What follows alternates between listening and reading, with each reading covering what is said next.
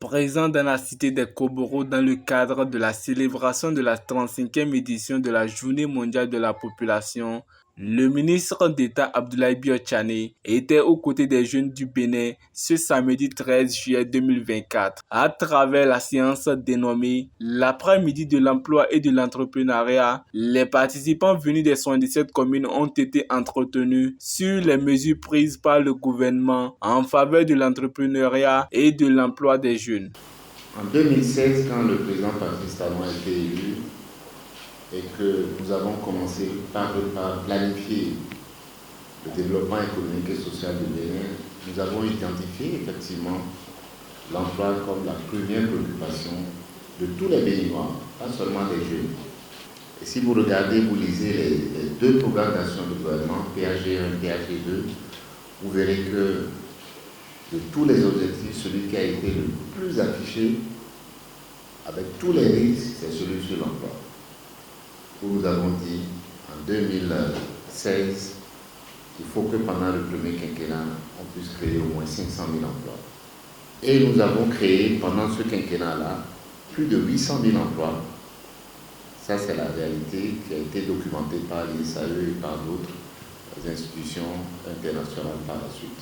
Et c'est ce qu'il nous a dit, si nous sommes capables de créer en moins de 5 ans 800 000 emplois, alors nous allons être plus ambitieux compte tenu des programmes et projets que nous avons.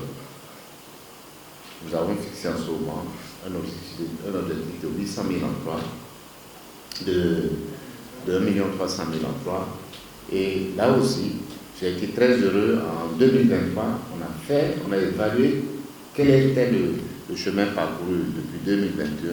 Eh bien, en 2023, on avait déjà créé 1 300 000 emplois. Donc, on était déjà à l'objectif qu'on s'est fixé.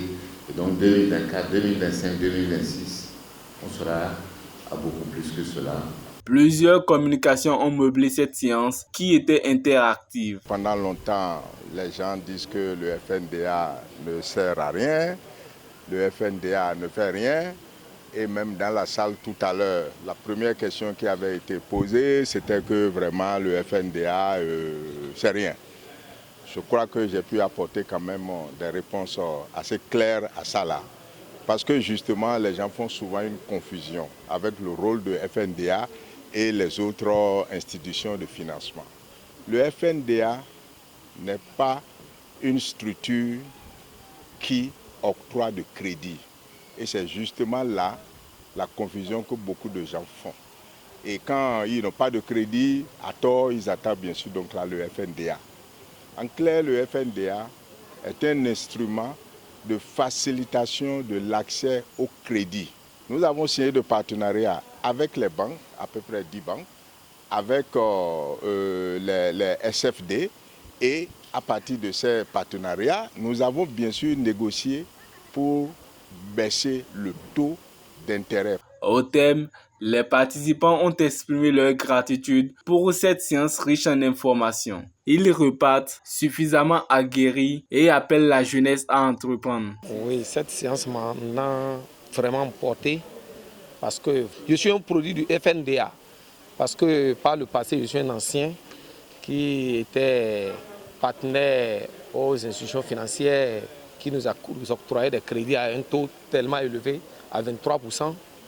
Mais fortuitement, ma dernière emprunt m'a permis de connaître cette institution qui, du jour au lendemain, le CA de cette institution me dit non, monsieur, vu que tu es entrepreneur agricole, vas-y prendre un papier au niveau de DAEP,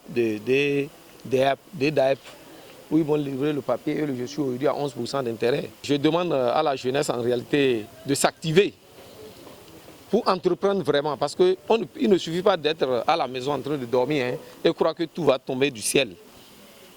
Quand on finit d'étudier, on se lance dans une activité. La séance déroulée à la salle de conférence de la direction départementale du développement du Borgou a connu la présence du maire Inoussa Chabizime, des responsables des organismes d'État facilitant l'emploi et l'entrepreneuriat, de Bertin Corvi et bien d'autres.